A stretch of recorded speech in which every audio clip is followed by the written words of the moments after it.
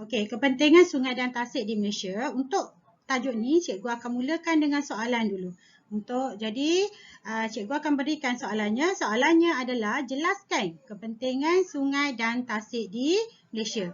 Bagi membincangkan subtajuk ini, kita akan fokus kepada menjawab soalan esei.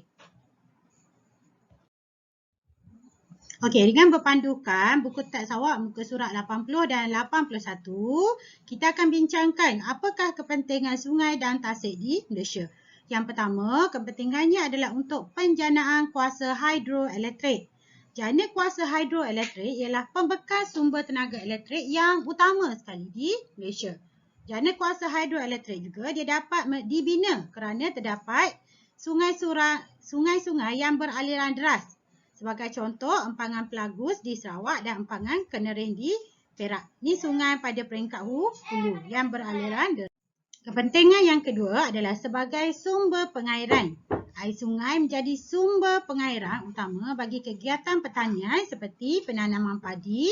Contohnya, Sungai Muda di Kedah dijadikan rancangan pengairan untuk penanaman padi di dataran Kedah Perlis, yang membolehkan padi ditanam sekurang-kurangnya 2 kali setahun.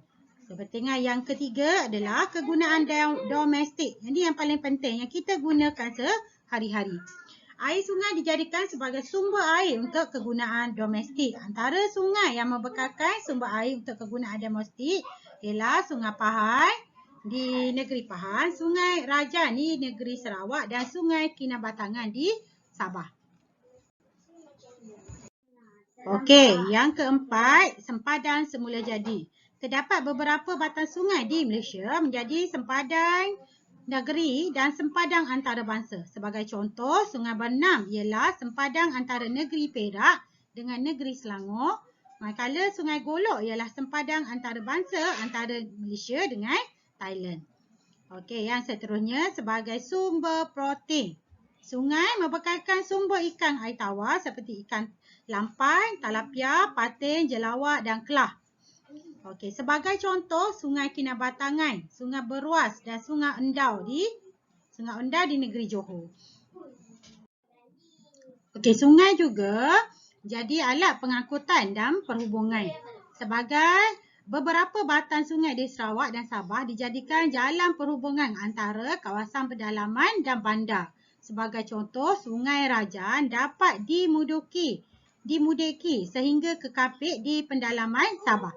Beza dengan di kawasan Semenanjung lah. Semenanjung Malaysia, jalan pengangkutan kita yang utama adalah jalan darat. Tapi di Sabah dan Sarawak, jalan pengangkutannya adalah masih lagi jalan air. Jalan raya ada tetapi dalam jumlah yang terhad.